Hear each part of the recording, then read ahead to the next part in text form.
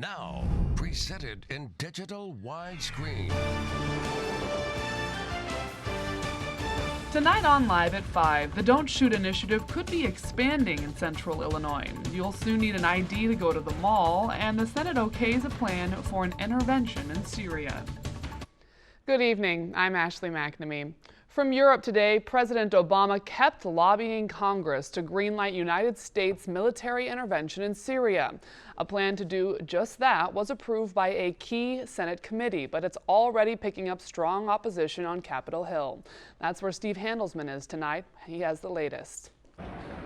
Secretary of State John Kerry urged House members to okay a strike in Syria. This is not the time to be spectators to slaughter. But the Obama plan hit snags in the Senate. John McCain forced a change, a promise to do more to help Syrian rebels overthrow the dictator who's accused of using chemical weapons. The president has said Bashar Assad must go. So our policy has to be to implement what the president of the United States has said. But like the U.S. public, many lawmakers oppose U.S. intervention. I believe the U.S. military should be focused on one thing: protecting the vital national security interest of the United States of America. To pressure Congress, President Obama in Sweden honored Raoul Wallenberg, who saved thousands of Jews in the Holocaust, comparing that to what he would do now.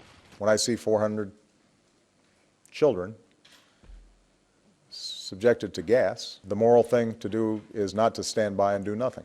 He said the world drew the red line on chemical weapons. My credibility is not on the line. The international community's credibility is on the line. Back on the Hill, some ask, then why act alone? I've yet to hear some concrete things of what the world is doing. A nervous Congress, but a Senate committee approved and sent to the floor a bill to green light a strike on Syria. President Obama said if lawmakers in the end vote no, he can still order an attack. But he predicted that Congress will approve. I'm Steve Handelsman, NBC News, Capitol Hill. The federal government says it will provide veterans benefits to married gay couples. In a letter sent to congressional leaders today, Attorney General Eric Holder says a provision in the federal law on benefits to veterans and their families defines a spouse as a person of the opposite sex. As a result, the Obama administration will no longer enforce that law. Holder says the definition leaves out legally married same-sex couples, and it runs afoul of the recent Supreme Court ruling. Ariel Castro, the man accused of kidnapping 3 girls and holding them captive inside his Cleveland home for nearly 10 years, was found hanging in his prison cell last night. Prison officials found Castro around 9:20 when the guards checked on him at the Correctional Reception Center in Orient, Ohio. He was pronounced dead at a hospital in Columbus about an hour and a half later. The home where Castro held the girls captive was torn down last month. Now trees and flowers are planted on the lot. Castro had served just 40 days of a life plus 1,000-year sentence. A summit on reducing gun violence was held today in Normal, and Peoria's implementation of Don't Shoot was a focal point. News 25's Mark Strauss joins us from the newsroom with more. Mark? Ashley, about 200 members of law enforcement from across the state attended the summit at Heartland College. It served as an opportunity to share information on how their communities are working to reduce gun violence. One of the presentations was made by a panel from Peoria, addressing the progress during the first year of the Don't Shoot initiative. Police Chief Steve Settingsgard told an audience of the positive results seen so far and encouraged other communities to read David Kennedy's book and learn more about Don't Shoot. I think of my peers in law enforcement around the state of Illinois. I think if many of them would actually read it, it might actually start to change some perceptions and opinions about what causes gun crime and who's committing the gun crimes and what their mentality is and whether or not they're incorrigible.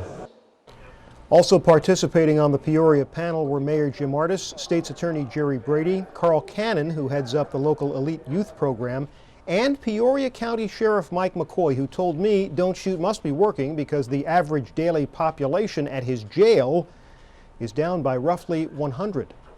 Now back to you. All right, thanks, Mark. Well, starting this weekend, anyone under the age of 18 visiting Bloomington's Eastland Mall on Friday or Saturday nights must be accompanied by a parent or guardian who is at least 21 years old. According to the mall's general manager, the new youth escort policy is being implemented because of safety concerns.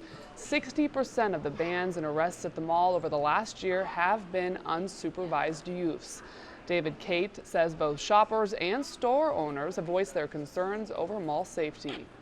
All the entrances starting at 6 p.m. will have an officer at the entrance.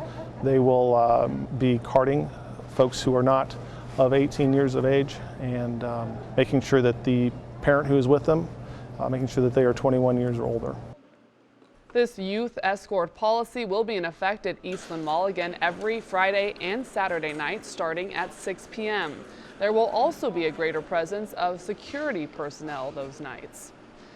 A new business is coming to East Peoria this fall. MC Sports announced today that they'll be opening a location in the former Shopco building in Town Center 2 on North Main Street. The location is adjacent to the new retail and restaurant space in the city's Levy District. MC Sports operates more than 74 stores in 7 states throughout the Midwest. Just ahead on Live at 5, a new study looks at how many people are using and abusing drugs in the United States. Plus, why increased door-to-balloon time may not be the key to saving the lives of heart attack patients. Ashley, our high yesterday was 80. This afternoon it was 86. There's a trend developing. It's warm and we continue to be dry with drought situations out there. Let's go outside. IDOT Road Watch Camera Network, War Memorial Drive, and that's the Northland interchange around the mall. 86 the high for the day. That's the current. We'll check out 62 in the morning and mid-80s again tomorrow. 90s on the way. Forecast details coming up.